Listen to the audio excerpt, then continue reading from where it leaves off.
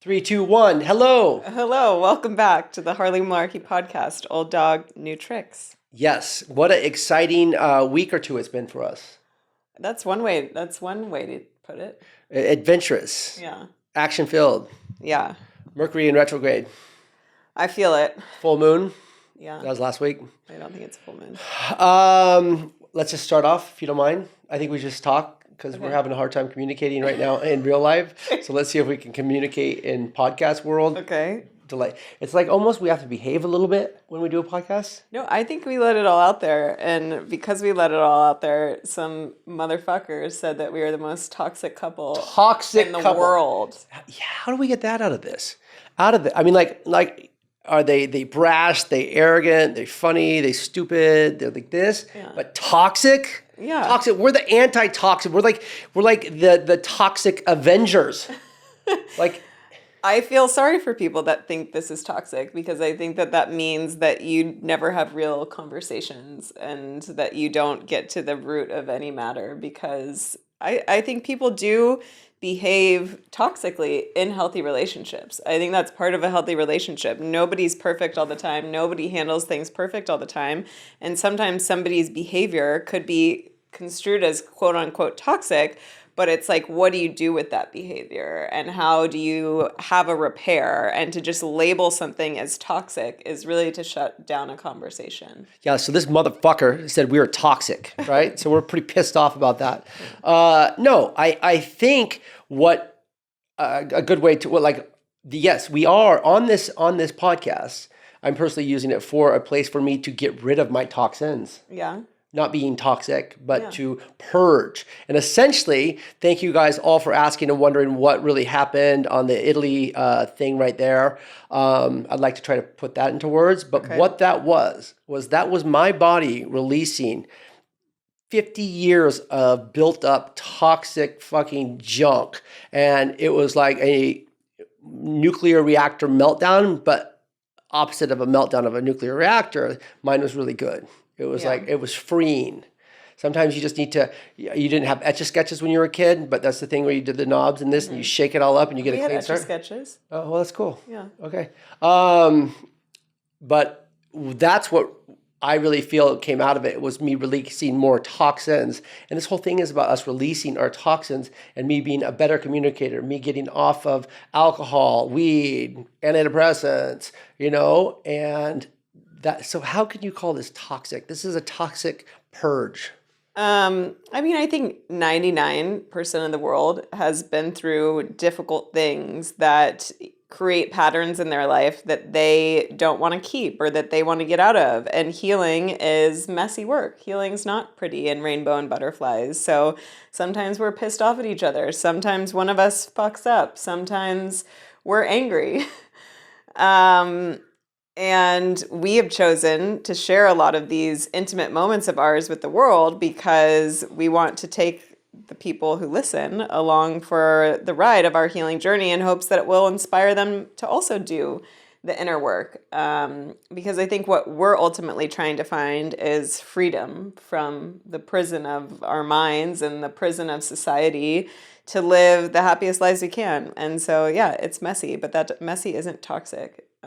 But also, like, fuck this guy. I don't think his opinion really matters. It's one guy, but the one guy, we're going to get this. We have a present for this one guy coming. He's going to be so excited. He is going to be really excited. So excited. It's going to be a little surprise party for him.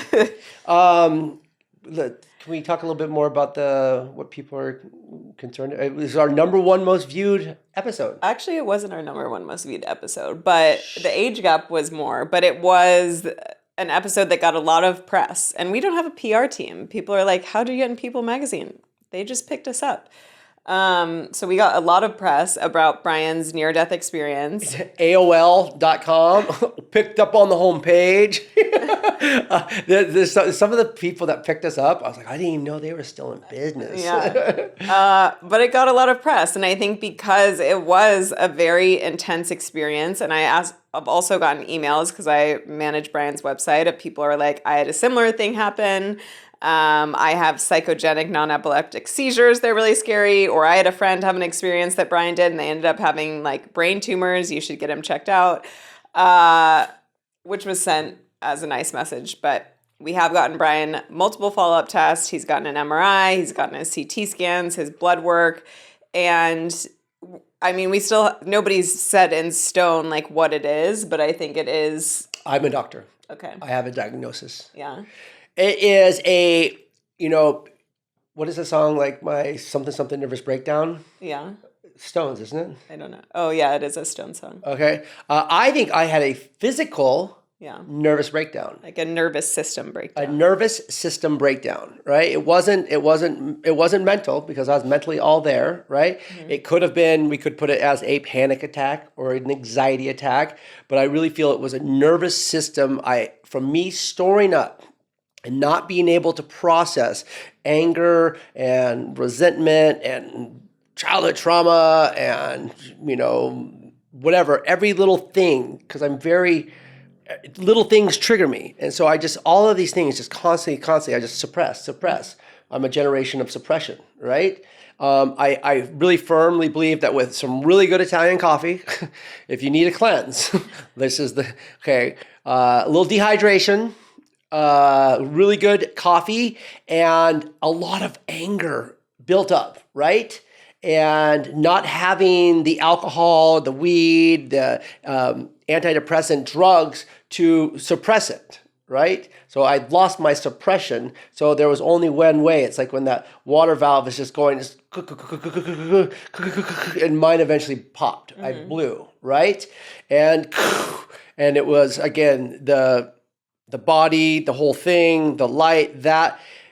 But at the end of it all, it was the most freeing thing I've done. I don't recommend anybody do it, but if you want to, that's the recipe.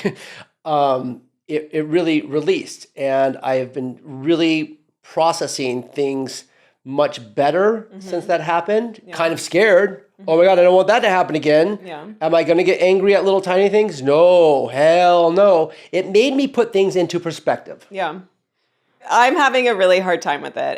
It has been really challenging for me, and I'm really starting to hit my breaking point because it happened over a month ago, and Brian doesn't want me to tell him anymore that I see so much fatigue in his eyes, but it's just like, even looking at him right now, I see so much fatigue in his eyes. And I didn't know what was happening at the time. I do not think that it was like a seizure or anything like that now. Like, I do think it was a nervous system thing, which is less scary. But I thought he was going to die right in front of me. And now a month and a half or a month and a week later, and he's still not back to himself, and he's still dealing with fatigue. My nervous system is still on high alert, and I'm still constantly worried about him. And I get really frustrated because I feel that he is not resting and he is not doing what he needs to do to get better. And I feel like we have gotten along really well during this past month because you have been good at not getting angry over small things. And we've been, very just like happy to be together. But I am getting to this point where I'm just fucking sick of you being tired, and I'm fucking sick of you not resting enough. And it's exhausting for me. I understand. It is very hard for me to rest. I'm very frustrated with how tired my body gets. I think I look great. I just have to keep telling myself that in the mirror because I don't think I look great. I picked a bad time to shave my fucking head. I'm like, good look, Malarkey. People are like, oh, he's dying. So that's why I've been wearing a lot of beanies and hats because I shaved my head and it didn't really grow back. But I am, in my mind, that's what I'm doing. I'm saving myself. I'm recovering in my mind and in my heart. I constantly do this. I guess I want to be more than my physical. I want to overcome my physical. I don't want to be tired. I want to go for a walk. I tried to go to the gym. It didn't work out very well. I was able to go for a walk. We went to the football game. We did these things. I'm getting better. I'm sorry I can't fix my face. But I do feel physically I'm getting better because mentally I'm giving myself that leeway, that release. Like something comes up with a child, one of the kids or something like that. something I normally would have lost my fucking mind on, I'm like, not worth it, not worth it, not worth it, you know? And I'm really doing much better at that. And I really attribute the mind fuck to what caused that and not my physical exertion. I agree. I don't think it was physical exertion that caused that. I think that was your mind. But I think in order to heal, you have to rest. And I didn't want you to go to Oregon. I didn't want you to book that trip. We had to go to Cabo for my brother's wedding, which I actually think was like rest for you. You slept better there. You seem better there. But you just keep stacking things to your deck and you don't know how to say no. And unfortunately, even if the physical didn't cause it, the physical is what's going to heal it. And I don't want to look at you like this anymore. Should I put my glasses back on? No, it's not that, but it's just like I also don't want to have to be the caretaker that's like, do you want to take a nap? Do you want to do this? Because I'm frustrated. I don't like not working. I don't like working physically, and I don't not like working. You know, those are something that is very, very important to me. So yes, that rest. I did do a couple weeks of really, really good rest, and I really did try to sleep, and I knocked myself out all the time. And I think this is harder for you. It's 100% harder right now for you than it is for me, and I'm sorry for that. I'm over here like doing what I know how to do best, fighting back, fighting back. I'm gonna get better. I'm gonna be fine. I don't.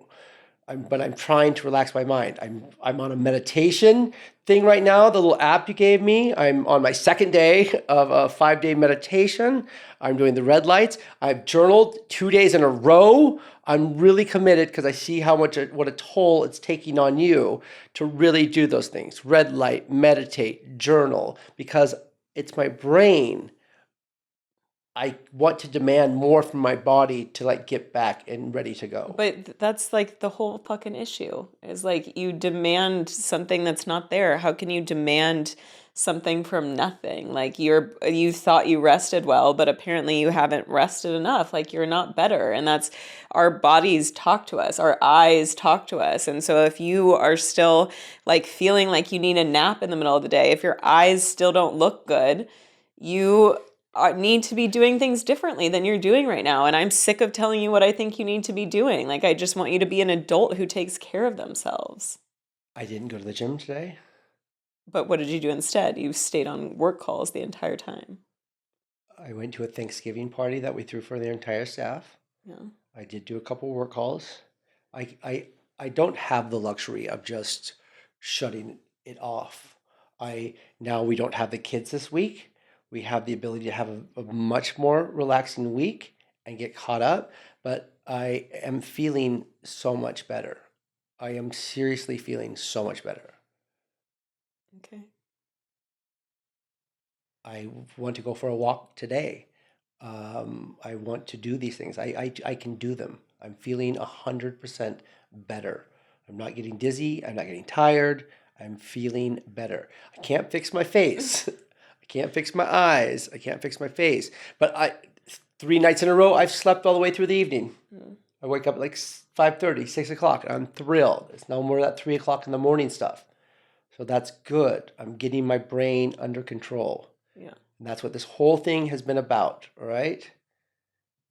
Yeah, I don't know if this is a very good episode. Why? I don't know. Vulnerability, it's the truth. I'm sure a ton of people can identify with it. Some people are always driven in the relationship, and somebody else is like, hey, you got to take it easy. Burnout. This shit happens to everybody. That's why we're actually talking about it. Yeah. People fucking go too hard. They burn out, and I'm just like, you just had like basically a near-death experience, and I understand that you're working on your brain, but it's like, how could you not think that this is a big red flag to like change look my at how physical. you expend your energy? Okay, yes, you pointed that out, and when I'm trying not to be as animated on calls and to the people today. Yeah. I went to events. I just walk around graciously shaking hands. I'm like almost a monk, okay? I am. I'm moving slower. I'm not trying to be the star. Something that you sent me the other day really, really resonated with me. And it was that Be patient with yourself. Nothing in nature blooms year round. Be patient with yourself. Nothing in nature blooms, or did it say fruits? I don't know. I don't know if it did. Okay, so nothing blooms year round, and that was huge for me because I don't like to let a day go by that I don't feel like I've accomplished something. I don't like to let a moment go by where I'm not progressively thinking forward and trying to do something, accomplish something. Right there, that one little thing that says there's nothing in nature that blooms year round. There's nothing in nature that blooms year round. That tells me, like, oh my God, trees, plants, they all have to Flowers. have what? Flowers. Flowers. They all have to lie fallow and pick up nutrients from the soil before they can share their beauty again with the world each season. So look, maybe this will come back. Maybe I will come back to some beauty and I'll blossom in the spring. So that was only 3 or 4 days ago you sent that to me. I was like, that told me to give myself that opportunity. And I had been doing pretty good for a couple of weeks right after the accident. And then I'm just like, I start just getting built up again. I'm like, I got to accomplish, I got to get these things done. I got to do these things. But I know that I have time and I have to be patient. Something I woke up with the other night, and I thought about this, is I have, for the first 53 years of my life, I have lived every day like I was going to die. My life was going to end soon. I had to over accomplish. I was every idea I had to act on it. Every job I want to do this. Every adventure I want to do, I had to do it. I had to do it now. I'm a very now person. This accident, what it has done for me is it has said, stop acting like you're going to die tomorrow and start living like you're going to live until you're 100 years old. That's what this is just brand new. Okay. This is all brand new. It's taking some time here.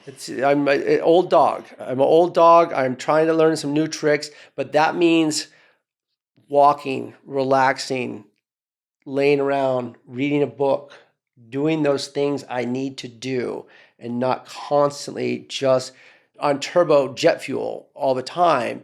And I know that I'm having a hard time unraveling that, but over the course of this, I am. And I am aware that I need to walk slower, talk slower, think more, and wait to bloom again next spring. Mm-hmm. Yeah, I agree. I'm just having a rough day. But it's been incredibly draining to worry about the person that you love for over a month. And You only love me for over a month? To not have them get better. Then we had my brother's wedding. And it was a whole fucking ordeal getting my dad out of the country. And we had one of your kids full time, and I feel like I do put a lot of energy and care into your kids, and I'm just like, I don't know, I need a break. It's been a lot. It has 100% been a lot. So I think what I'd like to do is start this as a part 2. Okay. I'm no longer wearing a denim shirt and a beanie. Yeah. Different glasses. It's a different day. It's how many days later? 2 days later since we stopped the last episode. Yeah, the last episode's Monday. It's now Wednesday. It is now Wednesday. I did in my quest to have a very popular podcast, I did tell Harley D, I was like, hey, we should have just sat there and kept recording. And I said, I'm not a reality TV star. She said, I'm not selling my soul. Yeah. So you were... I was feeling very overwhelmed. I didn't want to podcast anymore. I feel like the stress of the past 5 weeks has really just been hitting me this week. And we also learned and are working through that when I get stressed out, you get extra stressed out, and then I get extra stressed out, and it's this really unfortunate loop. Yeah, it's a loop, like an infinity loop. Instead of me being able to hold you, contain me, yes, and listen to you, I'm like, well, you think you're fucking stressed out. Let me tell you, you want something to be stressed out about. That's what I did, isn't it? Yeah. Yeah, it's kind of par for my course. My mom used to do that to me too. It would be like, oh, my back hurts. You wouldn't believe the back pain that I woke up with. I hope I'm not that bad. Yours is more subtle, but it's different. But we're working through it. And Brian had a good revelation in therapy yesterday. So I don't even know where we left off. I was kind of in a fog. But I think the update is we have seen a bunch of doctors. We are believing that Brian's episode was related to stress. It's 5 weeks later, and he still occasionally, as he gets very upset for me for saying, has tired eyes. And we won't say needs a nap every day, but benefits from daily nap. For the old man. He doesn't mind a little nap. A little warm milk. Get some exercise fatigue.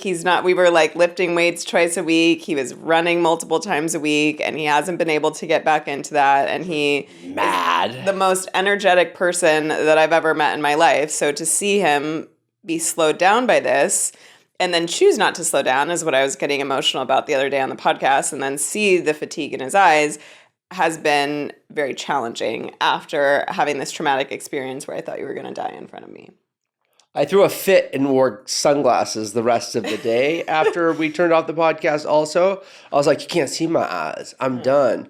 And yeah, in my fatigue, she does think that I drag my right foot from time to time. But there's a lot of uneven sidewalks out here where we're at.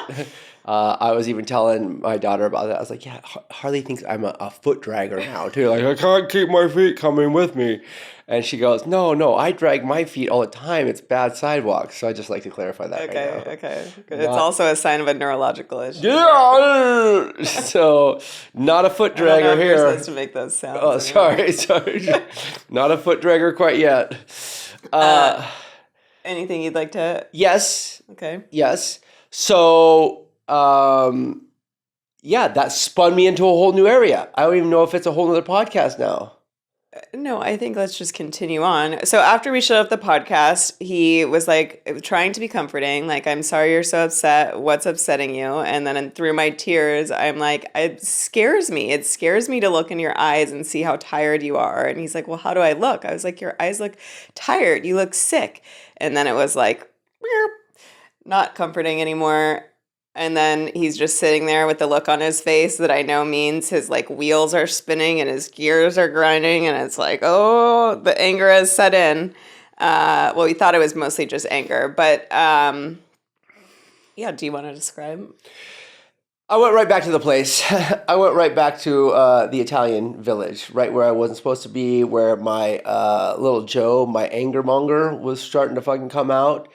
And I was just like, I was so tired of being told. I'm so tired of not healing, not being able to go for a run, not being able to go to the gym, not being able to do things that I enjoy doing in my workload of life, a lot of stressful stuff, a lot of physical stuff, so I got frustrated with that. And I got frustrated that, of course, you kept saying, your eyes look so tired. And it made me get to the point where, like, I've been looking in the mirror being very upset with myself. I'm like, I fucking hate you, dude. Like, fucking A, step it up. Like, step it up. So self-loathing, I think, was available to me. Yeah, which really scared the shit out of me, too. I'm like, God, if I didn't have just one thing to be stressed about, now I have another thing to stress about. Like, I can never even, thank God, imagine looking in the mirror and being like, I hate you. And the fact that he's telling me that and he was sort of blaming it on me that like, because I'm telling him how tired he is, that he hates himself. So I was like, great, that's a nice burden to lob my way. But that broke my heart. I'm like, I can't imagine speaking to myself in that way. And no wonder you're not healing. Like, have you heard the study about the plants in Japan where they sell some plants? You're such a beautiful plant. You're going to grow so big and strong. And they grow big and strong. And then they berate another plant and tell it sucks and it's ugly and it literally doesn't grow. I'm like, this mind shit is probably some of the stuff that's really holding you back from. But then what did I do? What did you do? I blamed you. I was like, no, I've been telling myself, you're great. You're fucking awesome. You're going to do this. You're coming through it. You got it. Grow, little plant malarkey, grow. And then every time I talk to you, you're like, no, you don't look good. You look tired. You need a nap. And I'm like, bro, my little plant is not growing. Help me. My plant is dying. Yeah. That's what I felt. Yeah. Yeah. So we quit talking bad to my plant so that I can grow. Yeah, both of us. I know. So me telling him his eyes look tired, like, is from a place of fear. I'm like, God, why are your eyes still tired? Is there something worse wrong with you? Like, it's my, like, fear takes over. So it isn't good that I'm saying these things to him. It's not like I'm blameless for saying these things, but it comes from a place of, like, I don't want to lose the person that I love most in this world. Not like I'm trying to make you feel bad or feel ugly or hate yourself. I'm trying to, like, uneffectively say, please take really good care of yourself. I need you here. And essentially, it's a scene from Goonies where at the end of the movie, the little kid's like, hey, Chuck, you're going to come live with me now. And I'm like, yeah. I was jumping up in Eugene. I saw that the other day. I don't know what you're talking about. You gotta watch it. I don't know how that relates. Yeah, so because he's got really bad eyes. Oh. He's got real bad eyes. Oh, Generation Xers, they know Goonies. You're coming with me now. Oh, yeah, that's what I felt like. Okay. Yeah, so... Monday was a rough day. So then he's like, I thought he was going to have fucking another psychotic break. He had to leave to pick up his daughter. He had a long night ahead of him. He's like clenched in the bed, like can't move, can't look at me. And I'm like, oh, Jesus Christ. And I had a huge conversation with her. I had to have that day also. Yes. I had huge investment calls that day also. So my stack of burdens was extremely heavy. The weight of the world, I thought, was really on me. Yeah. And I had shitty eyes. Yeah. Yeah, not ocean eyes. No. No, not ocean eyes. No. No, shit eyes. So, yeah, I did that. I started spinning out of control, dealt with my issues with the daughter and stuff like that, spun me out of control even more. Came back, did that. I was just like, I'm spiraling out of control. I got my break into my Nicorette, my nicotine little pouch thing I had to have. I had from time to time. I got to go steal one of those. I was going to ask. I checked your location the other night, and I saw you were at C Trader. Did you buy a vape? I bought a vape. I hit it for like 5 minutes and fucking threw it in the garbage. Okay, good. Yeah, I was like, why do I do this? I was just like, yeah, I was stressed the fuck out again because something else crazy happened. Or so I thought. Yeah, no, it was all good. It was a rough day. Day. I managed to unplug. I was like, okay, I bought the emergency vape, hit the vape, and I'm like, I threw it away. I managed to unplug and stay a little calm through the rest of the day. Brian did kind of come around at the end of the day being like, I am kind of taking everything to worst case scenario. He specifically said, I need to pussy up and stop being such a ball sack. Yeah, I think this is how we can end. So we can end. So I realize I'm just being a fucking victim to the whole thing. I'm taking on her stuff, telling me in my eyes. I'm like getting all emotional. I'm totally being exactly what we've talked about on the show before. I'm being a giant ball sack, just a fucking wimp, dude. Just like my daughter's got me down. She's like, you're fucking spiraling, and I'm like, I fucking am. I hate it when I hurt your feelings. I hurt Harley's feelings. I hurt your brother's feelings. I hate it when I hurt the people I love the most, their feelings. And then all of a sudden I was driving and I'm like, and I was like, you know what the fuck? And I said, I gotta pussy up. That's what I said. I gotta toughen up here. I don't know if you listened to our episode Pussy Positivity, but we'll explain this phrasing if you go listen to that. Good episode. Yeah. Pussy tough, ballsack weak. All right. So I gotta pussy up, and I'm starting going. You know what? Fuck this. Quit being a little fucking victim. And it's kind of. It's so crazy, and it's going to probably spin us into our next podcast. But I was hoping to do something light and fun for our next podcast because, man, if you've been on this journey with us, it's been pretty deep and heavy for a while. But all of a sudden, I have this one place where I'm like driving. It's right by SeaWorld. I'm just like, it's happened to me a couple times. It's like, I have this epiphanies. I'm like, whoa. I'm like, oh God, like I'm back in my body here. Let's get this shit going. And I immediately was like, no. I'm in control here. I'm good. I can still recover from my injuries.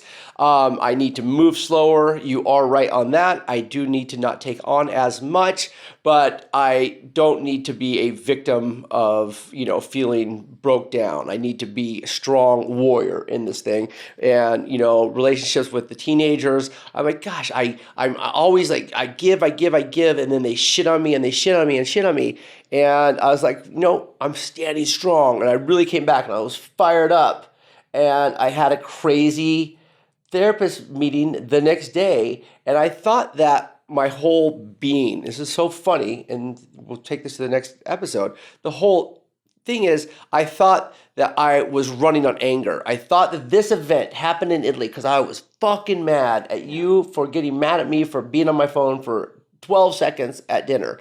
But then, through the therapy session, I realized that all of this stuff has nothing to do with anger at all. And this is wild. You and the therapist, I guess, have been telling me I have this for a while now, for years now. And yesterday was the first day I ever heard it, is that I am running entirely on guilt and generational guilt. We look back at my family tree. I have a lot of guilt in my family. My mom's father killed himself. My father drank himself. You want to do a whole episode on this? You're giving too much away right now. All right, you got to tune in. Next episode is going to be crazy about guilt, and we can try to figure out how to get through our guilt together, because as she said, you've opened the door. Actually, our therapist, ChatGPT, said that. You've opened the door. Now you can begin the journey. And on the other side of guilt is pure happiness. Yes. And I just want to say, our number one fan who likes to write articles about us and comment mean comments about how toxic we are, I'm sure you're going to use this and be like, oh, they're the most toxic couple in the world again. But this is called actually a healthy relationship. This is two people dealing with their shit together, and it's messy and it's uncomfortable, but there's a lot of beauty on the other side. And the depth of the connection you create when you're willing to go to these depths with another person and not run away is the most magical thing in the world. So I feel sorry for you if you don't even know what that means. You piece of shit. And in sobriety, I thought sobriety was the hardest thing to overcome. Oh, sobriety is really fucking hard. But what you deal with after the sobriety, when you have to face yourself, when you have to look at yourself in the mirror without an escape, and you can't tell yourself you hate yourself. You have to heal. And yeah, it's a giant pain in the ass. But like the mighty buffalo, when he sees the storm, he does not run like the cow. He faces the storm and he runs through the storm to get it over as quick as possible so that he can find beauty on the other side of the storm. That's what we're doing, and I promise there is beauty and fun coming up in an episode really soon. It makes me think of the post you did on your birthday where you're like super excited and you're telling everybody you're raw dogging life and you got off all the substances. Yeah, that's it. Well, there is victories. No, there is, but it makes me think of the word sophomore, which is, freshman, sophomore. Sophomore means wise fool. And that's kind of what you were in that moment of like, I think I've conquered it and I'm on the other side, but like, I'm about to get smacked in the face. I'm a sophomore.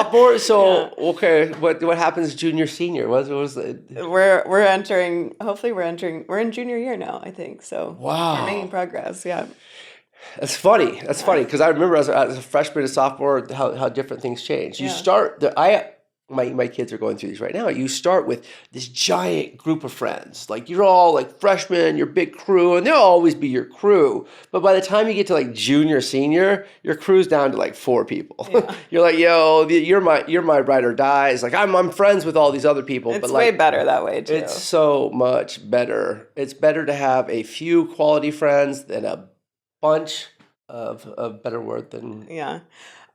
quality over quantity. But I do love the word sophomore. Like, I think it's funny because it's like these freshman students coming in and they're all nervous. They know they're entering this big world. And then you think of them first day of sophomore year and they're like, I got this shit. I know exactly what's going on. I run this school. And it's like, no, you don't. Yeah, you're still such a baby. There's so much to learn. Do you just call me a baby? No.